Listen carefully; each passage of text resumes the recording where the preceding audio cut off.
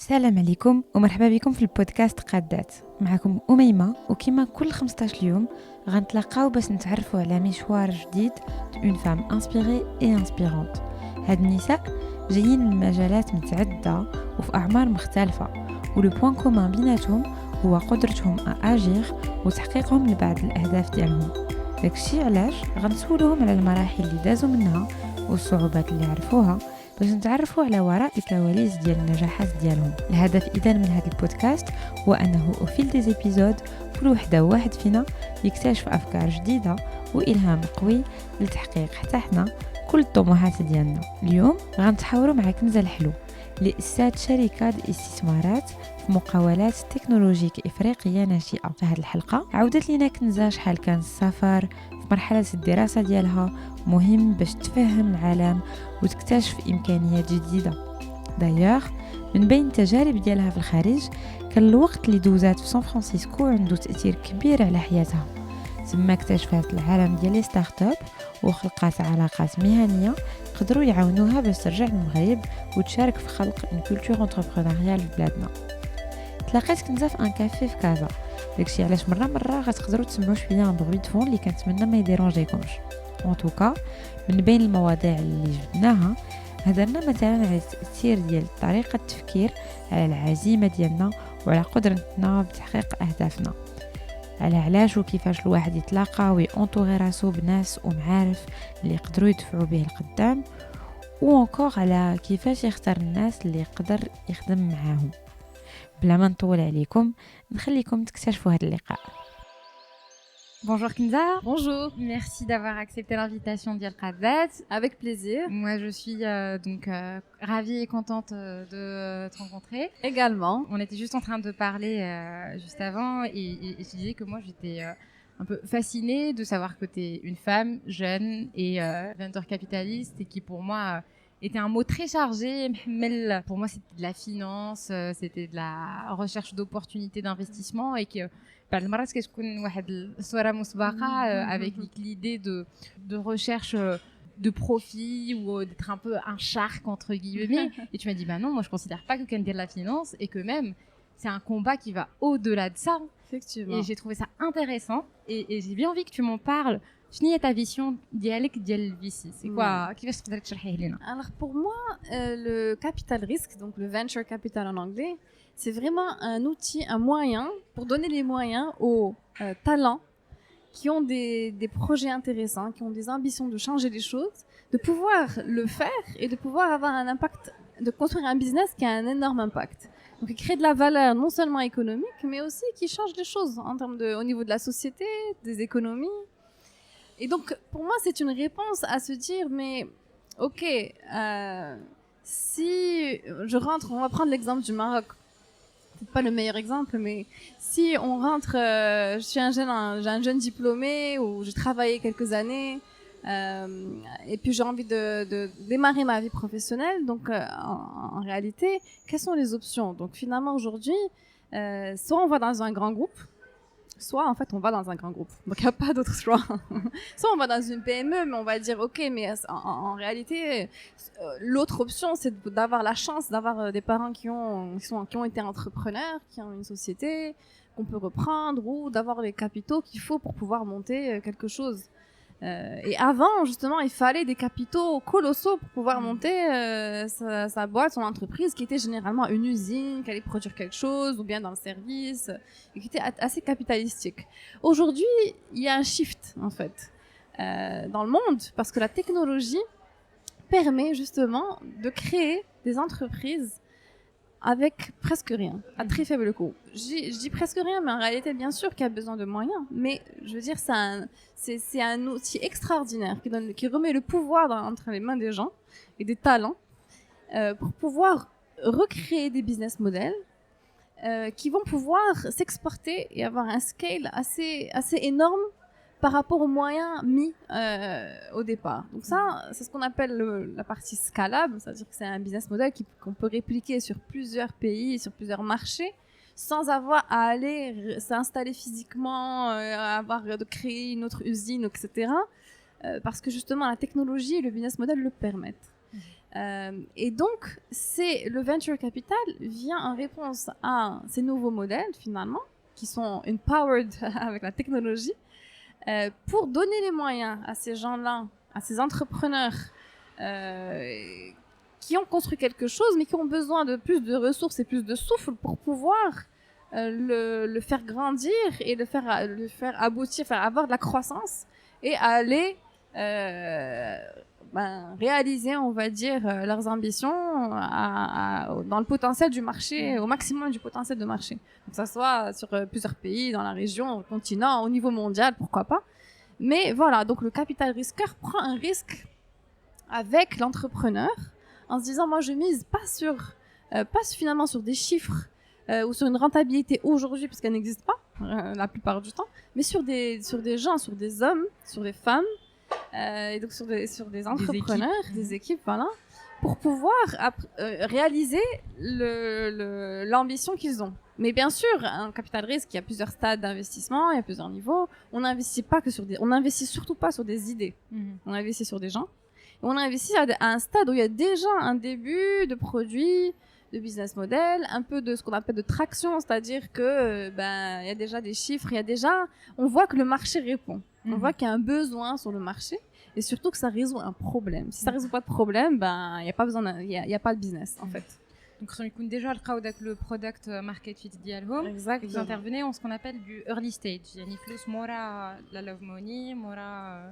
Exactement. Donc c'est après les incubateurs, après les accélérateurs, il faut qu'il y ait un produit sur le marché, qu'ils aient trouvé leur début de market fit, qu'ils aient peut-être des first paying customers, donc des clients qui les premiers clients. Voilà.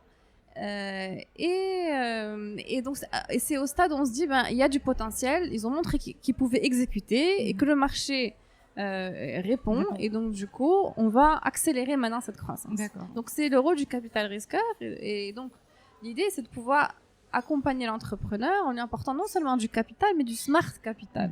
Donc tout ce qui est conseil, réseau, accès au marché. Donc ça va au-delà de l'argent. Bien sûr, ça va au-delà de l'argent parce que les tickets peuvent être relativement petits.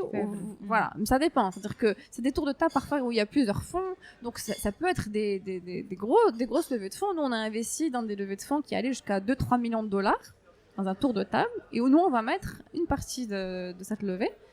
Ça peut être un petit ticket aussi, mais ce qu'on apporte, c'est justement, au-delà de l'argent, c'est vraiment l'accès au marché surtout, et les réseaux et les conseils. Donc il y a un accompagnement ou كما قلتي يقدر يكون un système de mentoring يعني كتعاونوهم. C'est ça, exactement. Et c'est surtout ouvrir des portes pour au niveau marché commercial pour pouvoir avoir plus de clients.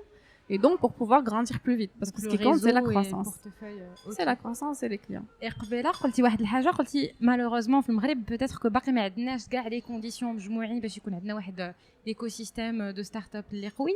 شنو هو من باقي المشاكل اللي كيلقاوها لي زونتربرونور ولا حتى نتوما en tant que fond وكيفاش نقدروا نبدلوا هذا الوضع؟ Alors effectivement comment dire, il y a des plus et des moins dans tout. On va essayer de pas être trop négatif et de pas dire que si au niveau factuel, si on compare, si on voit où est-ce qu'on en est, déjà par rapport à il y a 5 ans, il y a eu un énorme progrès. Il y a une dynamique qui a été mise en place avec un certain nombre d'acteurs qui ont été là dès le début. Donc nous, on en a fait partie avec une autre organisation qui s'appelle Startup Your Life, qui a été là pour construire les premières bases de l'écosystème avec une communauté d'entrepreneurs et de mettre plus en lumière ces entrepreneurs tech marocains qui étaient en train de faire des choses. Il y a eu d'autres acteurs qui ont aussi beaucoup travaillé là-dessus, vraiment dans les débuts de la startup scène marocaine. Il y a eu par la suite les grands groupes, le gouvernement et d'autres parties prenantes qui sont venues, qui ont commencé à prendre conscience de l'importance et de l'intérêt que ça a pour le pays, pour la nation de manière générale sur du long terme, ce tournant technologique et digital. Et donc les choses ont commencé à se mettre en place lentement avec d'autres programmes qui sont arrivés, avec des actions du gouvernement, des fonds VC qui ont été créés, une réglementation qui est en train d'évoluer, mais tout ça prend beaucoup de temps. Et en réalité, quand on regarde ce qui se passe concrètement, et on regarde les chiffres, et on regarde les autres pays africains, on va même pas se comparer à l'Europe ou aux États-Unis, mais les autres pays africains, où est-ce qu'ils en sont? On est à des années-lumière. En termes de funding, donc de montant de capital risque investi dans les startups au Maroc par rapport à en Afrique du Sud, au Nigeria, au Kenya ou même en Égypte, qui sont vraiment les pays phares qui tirent la croissance du capital risque en Afrique. Donc juste pour donner quelques chiffres et des exemples, en 2018, il y a eu plus de 350 millions de dollars investis au Nigeria seul, au Kenya presque pareil, en Afrique du Sud dans les mêmes ratios, comparé à 4 millions au Maroc. Donc on parle c'est un facteur énorme de différence. Sachant que cette évolution, cette croissance a été fulgurante pour ces pays-là, qui sont les 3 pays qui vraiment tirent l'Afrique de manière générale. Et que en 2017 c'était à peu près 250 millions, en 2018 c'était à peu près en 2016 c'était à peu près 150 millions pour chacun de ces pays-là. Et nous on a été sur les 3 années autour de 3-4 millions max.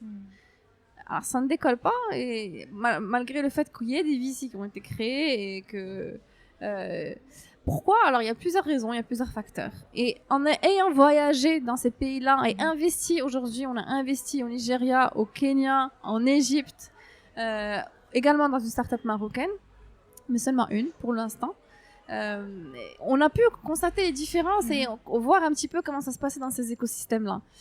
Et ben en fait, il y a beaucoup donc chacun des écosystèmes est particulier, mais déjà il y a un problème de taille de marché déjà. Donc l'Égypte, c'est un énorme marché, presque 100 millions d'habitants. Le Nigeria, c'est 200 millions. Le Kenya, par contre, ce n'est pas un si grand marché que ça par rapport à ces pays-là. Ils sont à peu près 44 millions, nous à 34. Donc finalement, la taille du marché joue, mais ce n'est pas le seul composant, le seul élément. Donc l'autre chose, c'est en termes de dynamisme de marché. Au Maroc, ce qui est paradoxal, c'est qu'en termes d'infrastructure, on est très fort. On est probablement le numéro 2 après l'Afrique du Sud. Tous les Africains qui viennent au Maroc sont bluffés par l'état de nos routes, le développement de nos villes, etc. Effectivement, donc les trains, la téléphonie, etc. Il n'y a rien à dire. Mais on va dire le fait que le Maroc ait des fortes infrastructures fait aussi peut-être que il y a un système qui est assez fermé, et qu'en termes de marché, c'est très très dur de pénétrer le marché. Les grands groupes, il y a des leaders sur les secteurs clés, et le marché est assez consolidé. Surtout au niveau de la banque, de l'assurance, et donc c'est vraiment quelques leaders qui tirent, qui font l'économie en fait. Et c'est très difficile d'avoir accès au marché. Les grandes entreprises sont encore même si beaucoup d'entre elles se positionnent, veulent travailler avec les startups, font des programmes d'innovation, mais les cycles de vente sont encore très très longs et ne conviennent pas du tout à la manière de travailler d'une startup. Donc encore les mentalités des décideurs, malgré le fait qu'elles aient beaucoup changé ces derniers temps, donc ça c'est très positif avec beaucoup d'actions qui ont été faites, des hackathons, des choses. Bon, il faut commencer. Ça permet de changer les mentalités de l'intérieur, mais il y a encore très peu de manque d'agilité. Voilà, exactement. Donc il y a un manque d'agilité et le marché est assez fermé et très très réglementé. Et c'est cette forte réglementation, cette lourdeur de la réglementation qui fait que ça prend du temps, ça peine, ça pour n'importe quoi, pour n'importe quoi, ça va traîner et ça va poser des complications supplémentaires aux réalités que vive l'entrepreneur, juste aux besoins de business. Au lieu de se concentrer sur faire grandir son business, l'entrepreneur va devoir gérer des lourdeurs administratives ou réglementaires auxquelles il ne serait pas confronté dans un autre, juste au Kenya ou au Nigeria, parce qu'il y a peut-être un peu plus de flexibilité. Voilà. Et du coup, l'entrepreneur est d'aller se concentrer à le produit d'Ialo. Voilà. Alors un exemple, au Kenya par exemple, au niveau de la réglementation, on a rencontré énormément de startups en fintech qui nous disent, alors on leur demande est-ce que vous avez un agrément, ils nous disent non, on n'a pas d'agrément, mais on a une autorisation de la Banque centrale de pouvoir opérer et en disant qu'il n'y a pas de règles, de réglementation autour de ça, mais vous n'êtes pas, comment dire, on vous permet de continuer vos opérations. Alors qu'ici c'est l'inverse, c'est il y a pas, non, c'est le non d'abord, donc c'est non, on veut arrêter, c'est pas possible. Alors que dans les pays anglophones, anglo-saxons, on a une autre mentalité qui est, tant que c'est pas réglementé, vous pouvez faire. Donc, c'est ça, vraiment une énorme différence. Donc, ça freine énormément l'innovation. Et ça ne permet pas aux entrepreneurs de prendre avantage, de tester des choses, de faire des choses. Et regardez, la preuve en est, en FinTech, le Maroc s'apprête à entrer dans le monde de FinTech du mobile banking, mais on est encore très loin. Ça fait un an ou deux que la réglementation est sortie, que la nouvelle loi est sortie, que les agréments sont donnés, mais il n'y a rien qui se passe. Et ça prend trop de temps. Et il n'y a pas les petits acteurs, les entrepreneurs, les startups ne peuvent pas se positionner. Ils sont obligés de passer par les grands groupes, par les banques, par ceux qui ont l'agrément pour pouvoir opérer. Et ça, c'est une volonté de contrôle du marché. Et c'est ce qui fait peiner l'innovation. Et qui bloque donc beaucoup d'initiatives, malheureusement, jusqu'à aujourd'hui. Donc, on va revenir un peu dans l'histoire. Et pour comprendre aussi un peu le parcours d'Iyal Kenza, je voudrais savoir, Kenza, quand elle était au lycée, qu'est-ce qu'elle voulait devenir ? C'était quoi le rêve, s'il y en avait, bien sûr ? Ah là là. Moi, quand j'étais au lycée, j'ai toujours été très scientifique et j'adorais à travers la physique, la bio, je découvrais le monde et j'étais très curieuse de découvrir tout ce monde qui nous entoure et notre corps humain, etc. Et moi, j'adorais la bio, entre autres, et je voulais être chercheuse en cancérologie. D'accord. Parce que je me disais, mais c'est une maladie qui frappe et qui n'a pas encore été résolue. Mais pourquoi c'est pas possible je vais le faire.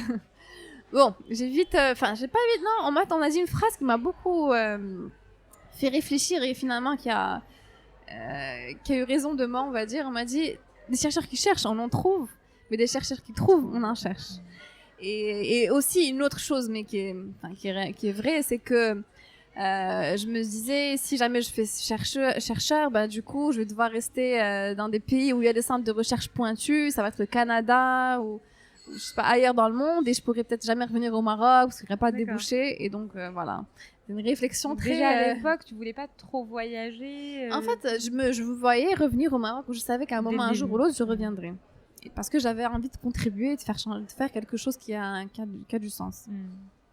Et qui ait un impact sur le pays. Voilà. Donc ça, c'était ma première envie. Mais après, vu que j'étais scientifique, la voie, on va dire, royale pour continuer à rester à ouvrir toutes les portes, mais ça, c'est quand on ne sait pas exactement ce qu'on veut faire. Et à 18 ans, il est très difficile de savoir ce qu'on veut faire. J'ai continué en ingénierie. Donc j'ai fait l'INSA. Et après mes 2 ans de classe prépa intégrée, j'ai choisi la spécialité computer science, informatique, parce qu'encore une fois, à ce moment-là, je me disais bon, mais qu'est-ce que je vais faire ? Et l'informatique était présente dans tout, finalement, le développement. Donc on a commencé à coder dès la première année, chose qui était très nouveau pour moi. Je connaissais pas du tout ce monde-là. Et je me suis retrouvée finalement avec des gens qui codaient depuis qu'ils avaient 8 ans et moi qui étais une novice qui découvrait et finalement j'ai fini par choisir la filière 100% informatique parce que c'était la plus avancée, la plus évoluée et parce que je me disais qu'au final, en fin de compte, toutes les sociétés aujourd'hui et le monde est en train d'aller vers la technologie et vers un nouveau langage. Et donc c'était que finalement ça allait être l'avenir. Et je me suis pas trompée finalement. Parce qu'à l'époque c'était pas si évident que ça. Ça paraissait très geek, ça l'était. Ça l'est toujours. Ça l'est toujours. Mais et ça a été un choix assez challengeant parce que sur une promotion de 44 élèves, on était 3 filles. Et beaucoup de têtes très très bien faites qui étaient des petits génies dans l'informatique et qui développaient déjà depuis un certain nombre d'années. Donc j'ai beaucoup appris, ça a été très challengeant pour moi. Moi j'étais bonne plutôt en mathématiques. En fait j'ai hésité entre les maths et l'informatique. Mais j'ai choisi l'informatique parce que dans tous les cas je savais que j'allais me retrouver là-dedans et qu'au final même ceux qui faisaient mathématiques se retrouvaient à faire la partie tech. Et après, j'ai vu ton profil sur LinkedIn, j'ai vu qu'après, tu t'es orientée plutôt vers une école de commerce, donc pour avoir plutôt une formation en business. Exactement. Qu'est-ce que déjà tu sentais que le business pouvait t'apporter? En quoi c'était complémentaire? Déjà, moi, je me voyais pas être développeur toute ma vie. C'est super de comprendre comment Internet fonctionne, comment on développe un site web, une application, comment ça marche derrière. Donc, toute la logique, c'est super intéressant et aujourd'hui, ça me sert beaucoup. Mais je me voyais pas faire ça toute ma vie. C'était pas ma vocation et j'ai tout de suite, j'ai très bien compris. Mais je me voyais bien, je voulais comprendre en fait l'aspect plus macro des choses pour pouvoir. Moi, ce qui m'intéressait, c'est pas de débugger un programme, mais c'est d'imaginer qu'est-ce qu'on pouvait créer et après c'était de l'implémentation. Point fin.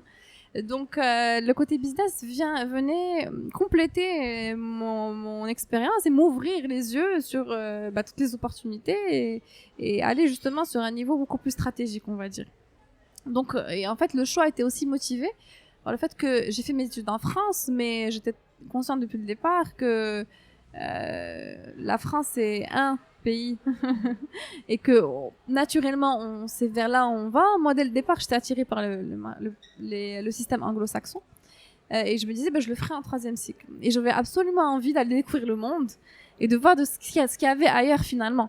Au-delà de ce qu'on nous a appris, de ce on a été habitué à la culture française, à parler la langue qu'on connaît. Donc ça m'a pas trop assez dépaysé, on va dire. Oui, j'avais envie de découvrir, voilà.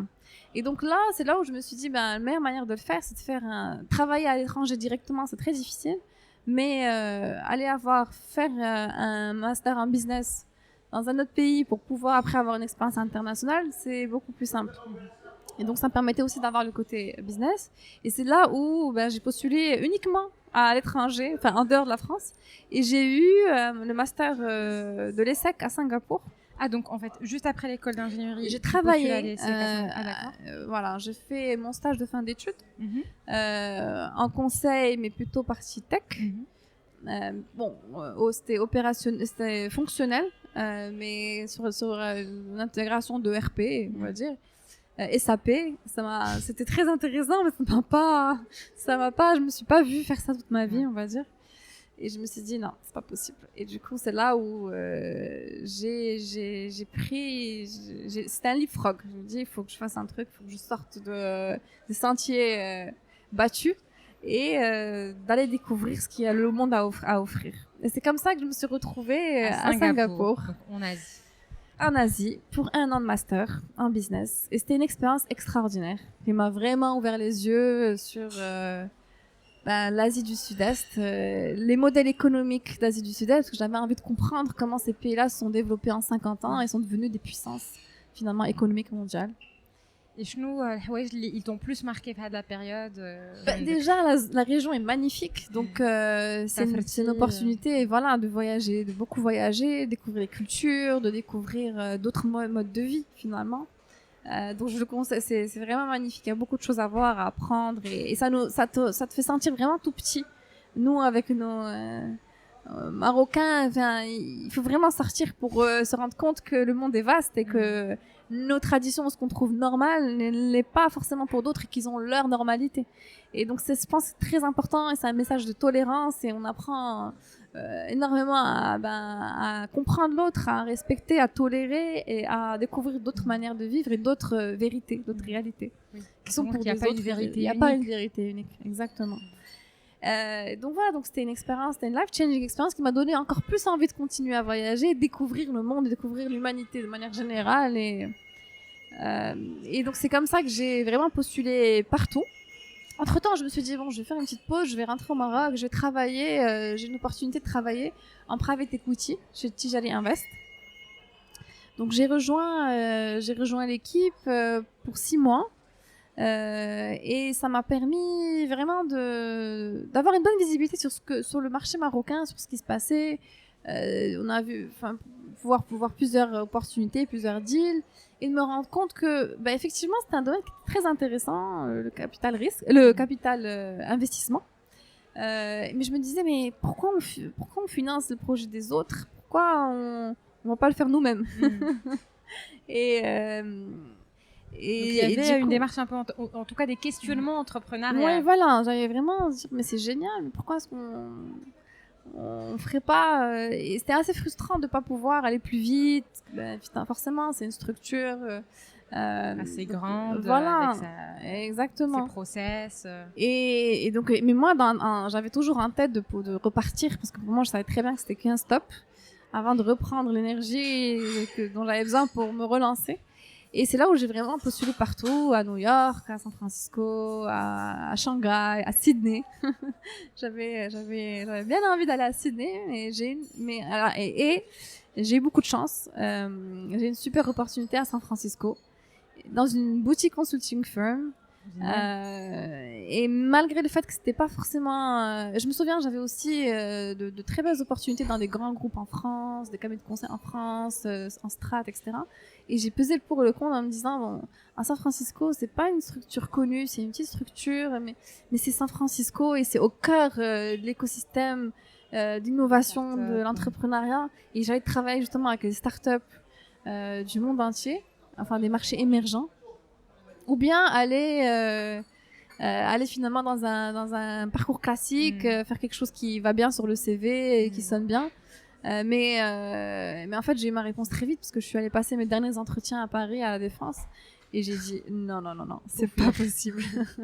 mais justement, je pense que c'est super important ce que tu abordes, parce qu'il connaît qui peut être aussi décisif que celui de choisir un boulot. Comment peser le pour et le contre? Les critères qu'il faut prendre en compte. Est-ce que voilà, ça peut être un critère, le salaire? Est-ce que c'est forcément comme tu as dit, est-ce que c'est juste un nom sur un CV ou parfois il faut peut-être chercher au-delà? C'est une bonne question. Moi, je pense que en fait, il y a deux manières d'y répondre. Quand on sait pas trop, quand on a... En fait, non. Déjà, je vais commencer par le truc le plus simple. En fait, il faut suivre son cœur. Ça, c'est clair et net. Quand il y a un appel du cœur qui est prononcé, fort et distinct, il faut le suivre. Parce que le cœur ne se trompe jamais. Et après, tu trouves... C'est là où tu te trouves en paix parce que tu as suivi ton cœur et tu sais... Il te dit, enfin, il faut s'écouter, c'est très important. Parce qu'on a déjà les réponses. C'est juste que des fois, c'est très difficile de distinguer la petite voix, est-ce que c'est le mental ou c'est le cœur. Et du coup, quand le message est assez fort, là, y a pas, ça trompe pas. Et finalement, et en fait, on sait qu'on a pris la bonne décision que quand on la prend la décision et qu'après on se sent bien, qu'on se sent à sa place. Et moi, je me sentais à San Francisco comme un poisson dans l'eau. J'étais un poisson dans l'eau. Et c'est là où j'ai eu une énergie incroyable, qui a été vraiment life-changing pour moi sur le coup et qui a orienté toute la suite de ma carrière, de ma vie finalement. Et c'est vraiment ce moment-là où j'ai eu un déclic en étant là-bas et en expérimentant beaucoup de choses. Bon, je vais revenir là-dessus. Parce que là, je m'enthousiasme, je vois le mot déclic. Non, forcément. Mais l'autre manière de faire quand on sait pas, quand on n'a pas un appel du cœur assez fort, c'est de rationaliser et de peser le pour et le contre finalement, de poser les choses sur un papier. Je l'ai beaucoup fait auparavant quand je devais prendre des décisions. Quelle branche en ingénierie choisir, quoi faire, etc. Mais des fois, il y a des décisions qui sont évidentes. Et quand c'est évident, il faut l'écouter, il faut le suivre et c'est plus facile. C'est ça qu'il faut faire. Bien sûr, ça demande du courage. Ça demande parfois de s'en foutre de ce que pensent les autres. Parce que, bien sûr, on m'a dit, mais tu sais, sur ton CV, c'est mieux, etc. Mais en fait, ça dépend de toi, de ce que tu veux vraiment, de qui tu es et de ce que tu veux être. Et je pense que c'est ce qui fait la différence. D'accord. Et donc le déclic, donc on était à San Francisco, qu'est-ce qui se passe? Est-ce que c'est San Francisco, oui. Alors c'est un endroit avec une énergie incroyable, extraordinaire. On est entouré de gens smart où on entend parler start-up et tech partout dans la rue. C'est assez incroyable. Bon, parfois c'est un peu too much, mais il faut savoir avoir le bon côté des choses.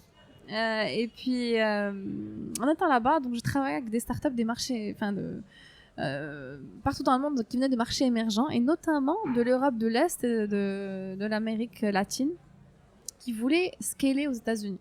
Donc on travaille avec les accélérateurs, les VC, etc.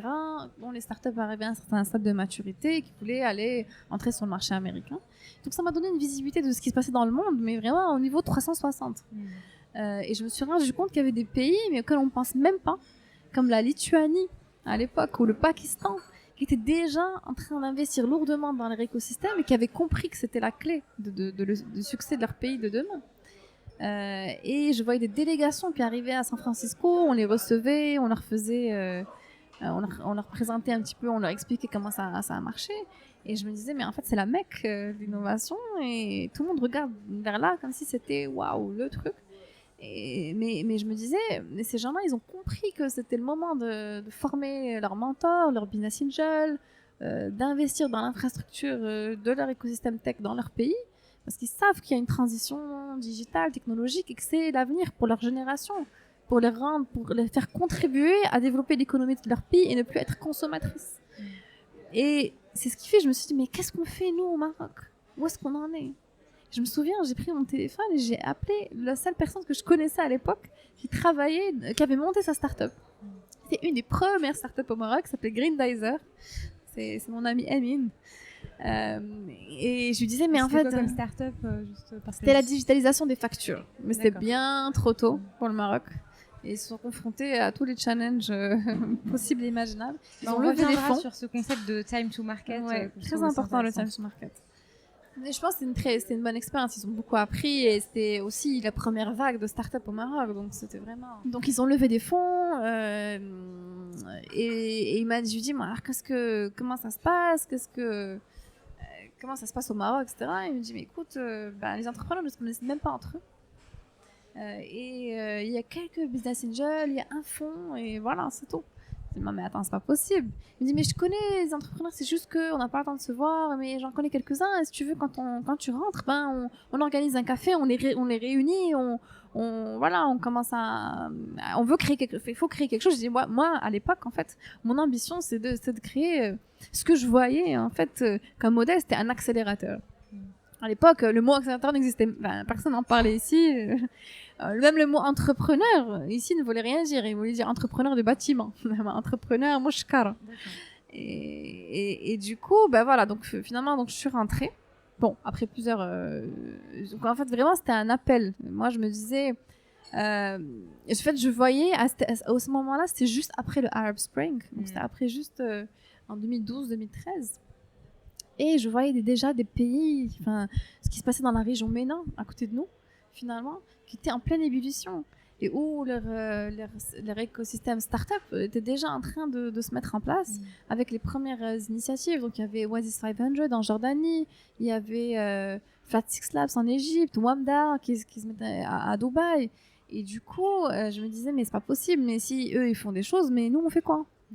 Et c'est comme ça que je me suis dit, bon, c'est le moment, il y a une question de timing, vraiment, et que il faut changer les choses. Si ça n'existe pas, eh ben, il faut changer les choses.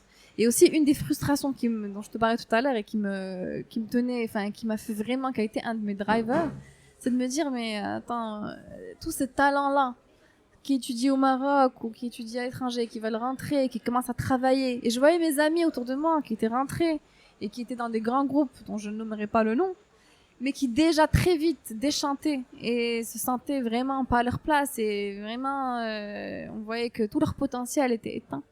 Je me disais, mais c'est dommage, mais c'est des cerveaux perdus, c'est des cerveaux non exploités de la mère tigris qui est là et qui stagne et qui n'est pas porté à son full potentiel. C'est intéressant parce que il y a deux choses, on parle souvent de fuite des cerveaux, mais en fait il y a aussi un retour des cerveaux qui restent non exploités. Donc il y a deux choses. Bien sûr, parce que si ces cerveaux-là étaient bien exploités et ils se sentaient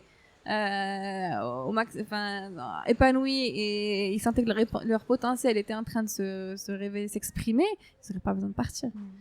Donc forcément. Et donc voilà, moi je me disais, mais je voyais en fait ce qui se passait aux États-Unis et cette mentalité de dire everything is possible et cette énergie-là de se dire mais en fait oui, tout est possible et que cette façon de penser n'existait pas encore, on connaissait pas au Maroc, ça n'existe pas, tout est possible, non, à dire non, c'est pas possible. Et donc du coup voilà, donc je me disais pourquoi ne pas avoir d'autres options, d'autres opportunités. Et de pouvoir aussi aller rejoindre au Maroc, pourquoi pas travailler pour une start-up en pleine croissance, en plein boom, ou monter sa propre boîte. Honnêtement, aujourd'hui, ça reste encore illusoire. Il y en a quelques-unes qui font de très très belles choses et qui sont des pépites, mais elles se font encore très rares. Et malheureusement, après 5 ans de travail sur le terrain, là, je court-circuite les étapes, parce que pour aller un peu plus vite. Mais du coup, oui, il y a eu beaucoup de changements, comme je disais au début. Il y a un dynamisme clair et net, mais on est encore très loin d'avoir des vraies réalisations concrètes de startups qui émergent et qui peuvent devenir des prochaines success stories. Et celles qui arrivent à émerger, c'est celles qui travaillent en dehors du Maroc. D'accord. Et donc, tu rentres au Maroc directement à ce moment-là, quand il y a eu cet appel du cœur. D'abord, une expérience de salariat. Effectivement. Donc, juste brièvement, comment s'est passée cette expérience de salariat au Maroc et qu'est-ce qui fait qu'à un moment, tu ressens un autre appel pour faire autre chose? Alors, en rentrant, voilà, donc moi je suis rentrée avec le cabinet de conseil avec qui je travaillais aux États-Unis sur une mission au Maroc qui a duré à peu près 9 mois. Ça m'a permis, pour moi, je n'étais pas sûre de vouloir rentrer définitivement à ce moment, mais ça m'a permis de voir, de mettre un peu les pieds, tâter le terrain, etc. Et de démarrer finalement quelque chose dont j'avais même pas encore conscience de la forme que ça allait prendre, mais c'est ce qui est devenu Startup Your Life. En fait, une entité, une organisation qui a été l'une des premières communautés d'entrepreneurs tech au Maroc, qui a connecté les startups scènes marocaines aux startups scènes de la région MENA et d'Afrique. Et qui en fait, on a attiré les investisseurs, les mentors, les autres acteurs de l'écosystème, des autres finalement pays, pour venir voir ce qu'il y avait au Maroc. Donc c'est vraiment une manière de connecter, de sortir les entrepreneurs de leurs isolements et de pouvoir leur permettre de partager leur expérience, de construire un réseau et de leur donner de la visibilité. C'est ça la première ambition, ou en tout cas l'objet de cette organisation. Et le slogan c'était Morocco has startups. Et donc ça a duré. Donc moi, oui. Donc j'ai démarré ça sur le côté, juste avec c'était en fait au départ c'était des meet-up entre entrepreneurs, c'était des cafés comme ça à Pôle et autres où on allait à chaque fois on recrutait. En fait c'était par comment dire.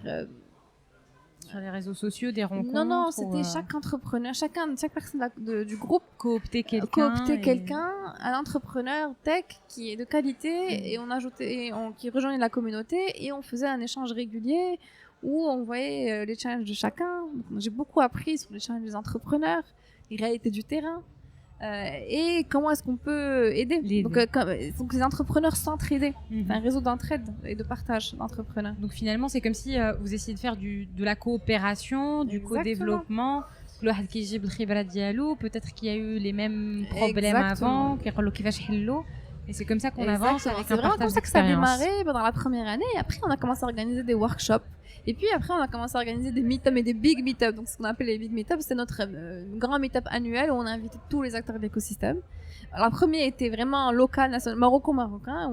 On a commencé à, voilà, c'était toute la communauté tech startup qui était là, en force, avec les autres acteurs. Et après, on a commencé à faire des événements internationaux où là, on a invité des investisseurs de la région MENA, d'Égypte, de Jordanie, de Dubaï, d'Europe, et puis après on est allé vraiment au niveau africain avec en partenariat avec une organisation Seedstars à l'époque où on a organisé un événement panafricain. On a amené des entrepreneurs de 13 pays et puis des investisseurs et des mentors de chacun de ces pays-là. Donc l'Afrique, c'était pas forcément stratégique, c'est important par rapport au développement aussi de Outliers après, où vous avez une stratégie sur le continent africain.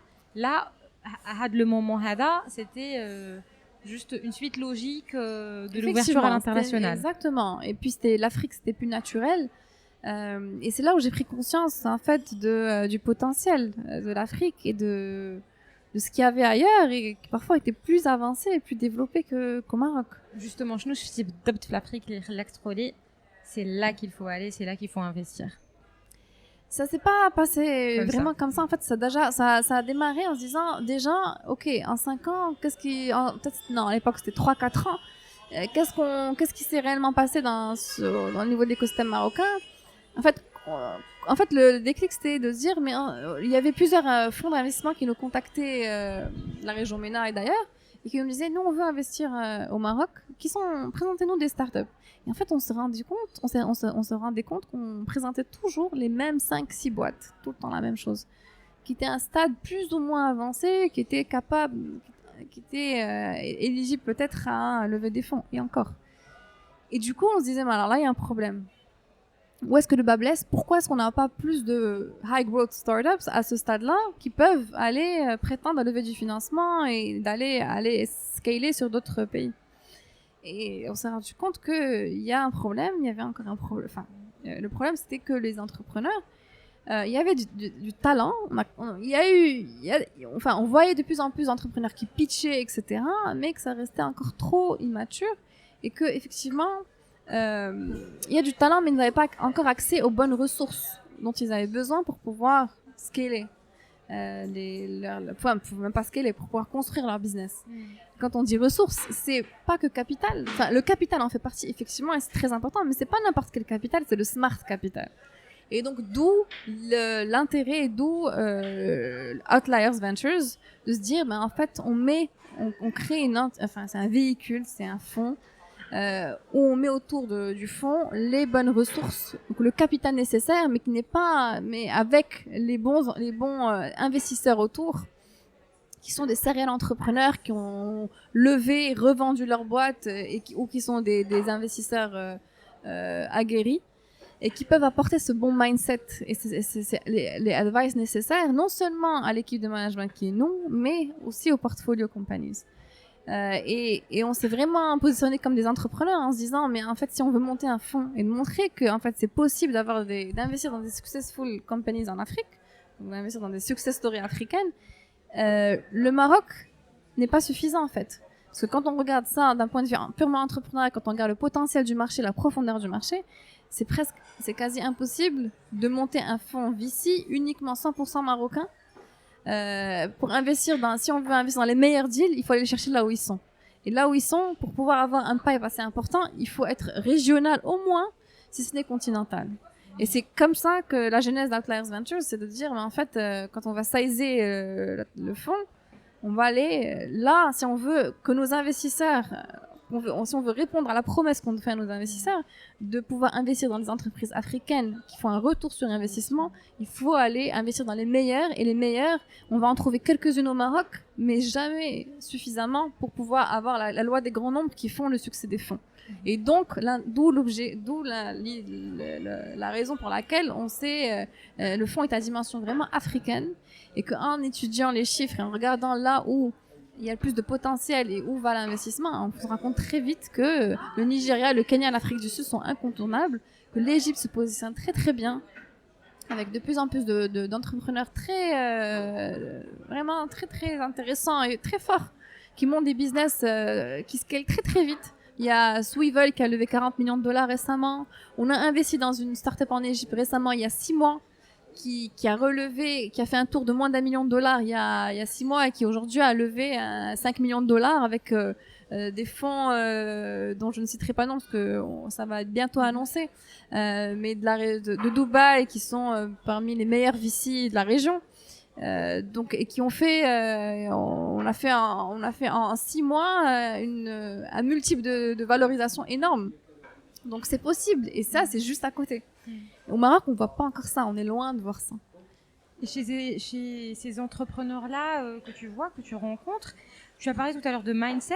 Je voulais savoir c'est quoi les autres patterns qu'on peut retrouver et qui sont communs à les entrepreneurs qui ont des idées et des initiatives qu'ils prennent. Alors, en termes de mindset d'entrepreneur déjà, être entrepreneur et vouloir monter sa boîte, c'est pas juste pour le fun et pour être dans la tendance parce qu'il y a beaucoup de buzz et il y a beaucoup de gens qui veulent se lancer en entrepreneuriat juste parce que c'est cool. C'est à la mode. Alors que vraiment, c'est très difficile. Et il faut, c'est-à-dire, un entrepreneur, pour moi, c'est quelqu'un qui va résoudre un problème. Et s'il n'y a pas de problème à résoudre, alors il n'y a pas de business. Donc nous, ce qu'on regarde d'abord, c'est le problème auquel s'attaque l'entrepreneur et le business model avec lequel ils veulent faire. Et bien sûr, le potentiel de marché et lui, son background, est-ce qu'il a eu une expérience dans cette industrie avant, parce que ça aide énormément. Il comprend l'industrie, il sait les choses qui manquent et là où il faut les gaps qu'il y a et les choses à résoudre. Et du coup, ça c'est très important. Et donc, au Maroc, malheureusement, moi, ce que je vois beaucoup dans les projets que je rencontre, c'est que les problèmes qui sont identifiés ne sont pas forcément les bons. Et parfois, parfois c'est le marché qui est pas bien. Parfois, les entrepreneurs s'attaquent à des problèmes qui sont sur des marchés niches. Et on peut pas. Le B2C, par exemple, c'est très difficile comme business model parce qu'il n'y a pas il y a pas vraiment de marché. Le pouvoir d'achat est très limité dans tout ce qui est tech et digital. Si on veut faire du B2C, même Jumia qui a tous les moyens et tous les fonds, ça reste assez limité. Donc, avant d'être un Jumia, et encore, il y a très peu de chances de pouvoir construire un business solide et scalable. En Afrique, en tout cas, pour le B2C. Et c'est notre thèse d'investissement. Et c'est pour ça que nous, on se concentre vraiment sur le B2B. Il y a d'énormes potentiels dans le B2B. Il y a vraiment des problèmes dans des industries clés comme la fintech, l'insurtech, l'agritech, la logistique, le health-tech qui peuvent être résolus avec un business model qui leverage la technologie. Donc, en fait, notre thèse d'investissement, c'est on investit dans des startups qui leverage la technologie, donc qui utilisent la technologie pour résoudre des vraies problématiques dans des secteurs clés, avec un business model innovant et scalable, et sur les écosystèmes dans les géographies les plus dynamiques d'Afrique. Donc concrètement, de ta part, c'est aussi beaucoup de recherche pour comprendre le secteur auquel s'attaque l'entrepreneur.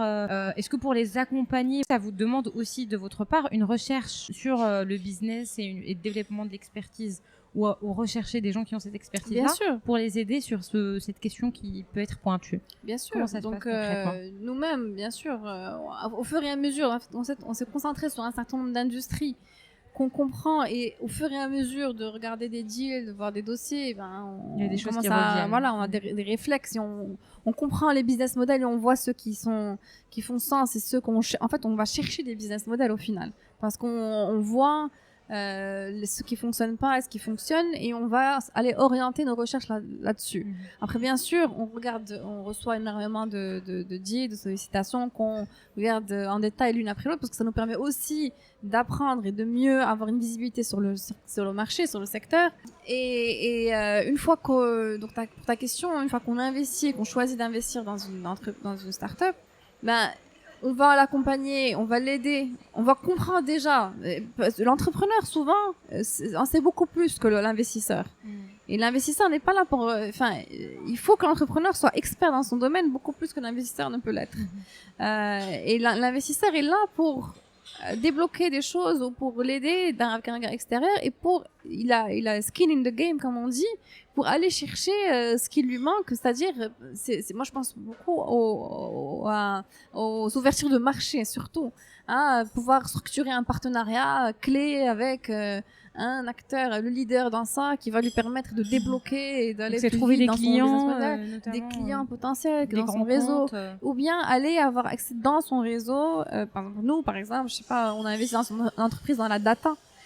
Et du coup, quand ils ont besoin quand c'est un sujet assez pointu, et donc nous, dans notre réseau, on va aller chercher les experts, que ce soit nos investisseurs, nos advisors, ou des gens dans le réseau de nos advisors et de nos investisseurs, qui vont aller nous mettre en relation avec ces experts-là, qui peuvent répondre à des problématiques de nos portefeuilles de compagnie. Donc on est les relais, finalement, de ces entrepreneurs. Une question aussi par rapport au début d'Outliers. Je voulais juste savoir, avant de te lancer dans l'aventure, est-ce que c'était très clair et limpide pour toi, ou là il y a eu quelques peurs en amont? Est-ce que tu as hésité sur certaines choses, et quelles étaient ces peurs et comment tu les as dépassées surtout?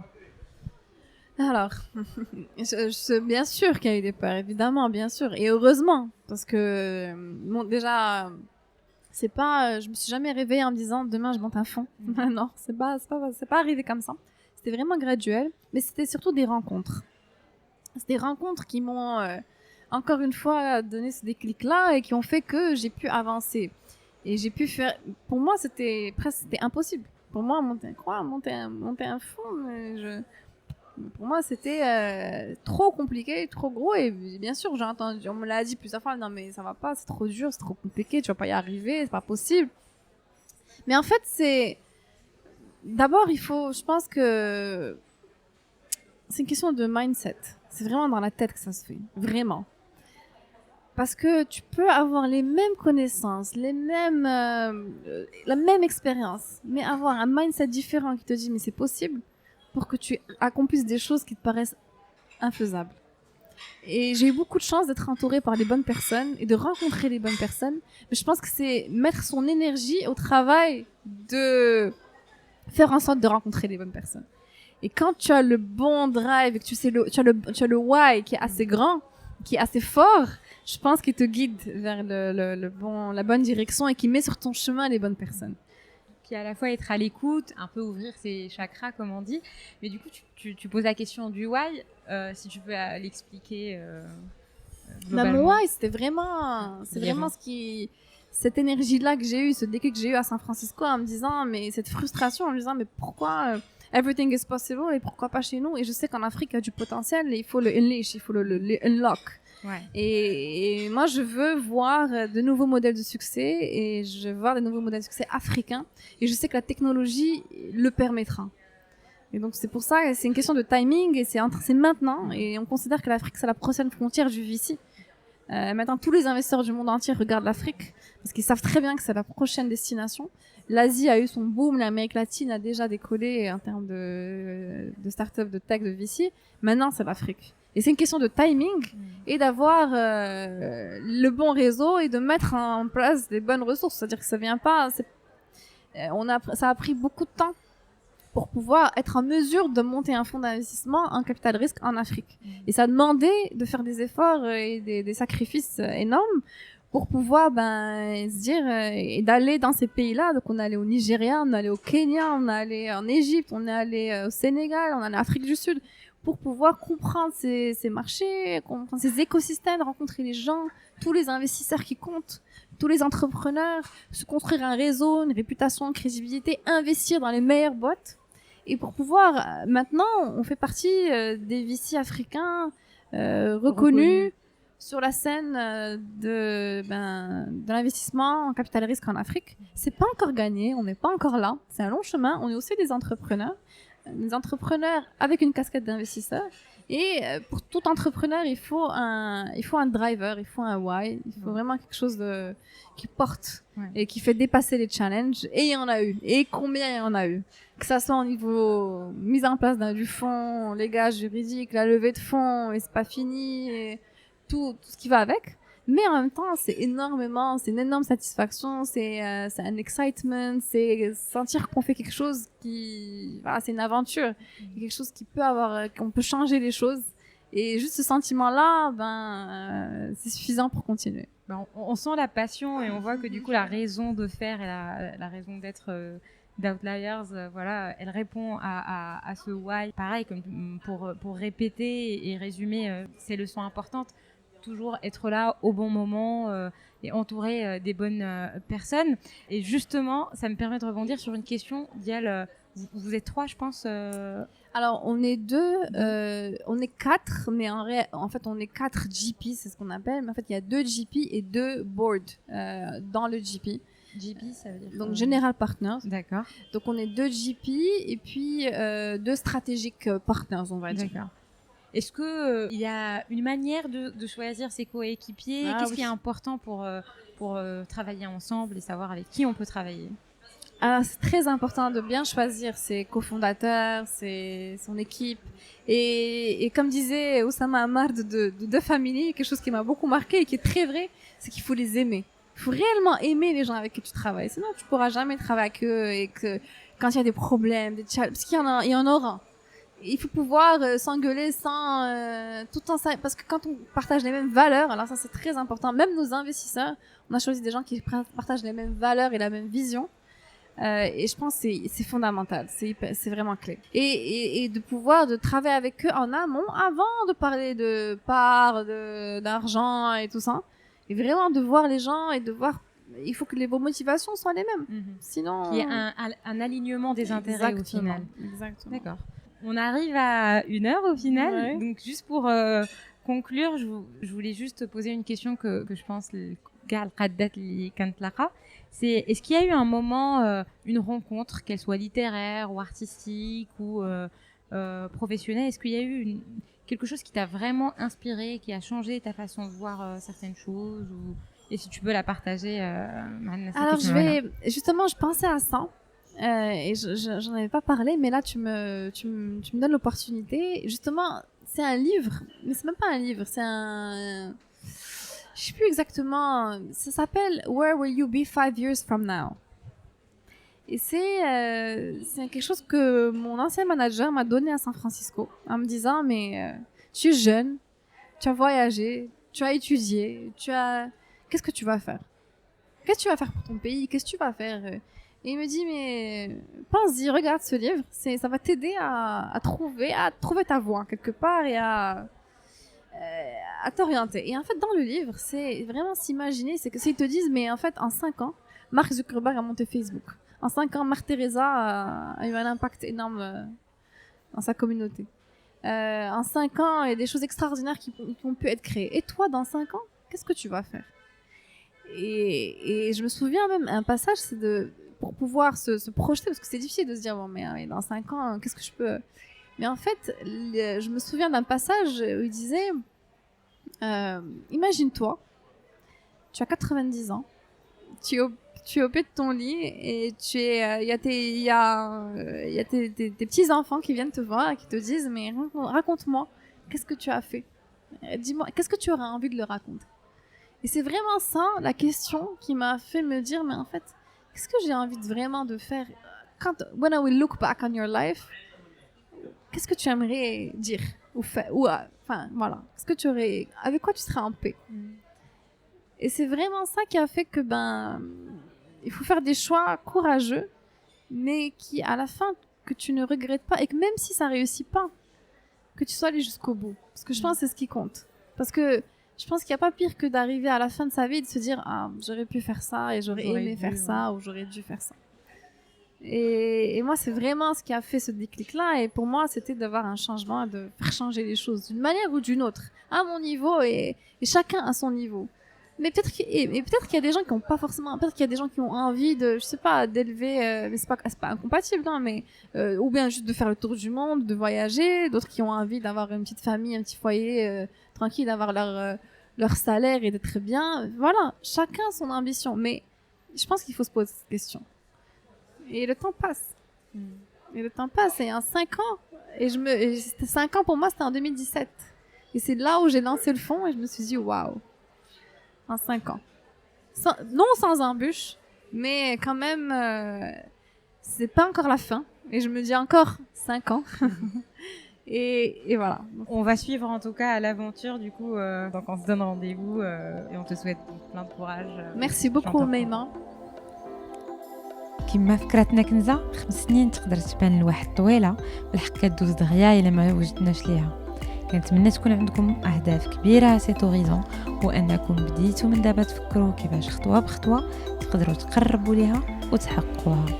الحلقة اليوم سالات، فإذا كانت عجباتكم ما تنساوش تبارطاجيوها مع أصحابكم. شكرا لكل الناس اللي كيسمعوا الحلقات ديال قادات واللي كيشجعونا. تقدروا حتى نتوما تساندونا en parlant du podcast autour de vous et en suivant قادات على فيسبوك وانستغرام. شكرا مرة أخرى، وموعدنا دون 15 jours بحلقة جديدة مع قادة جديدة.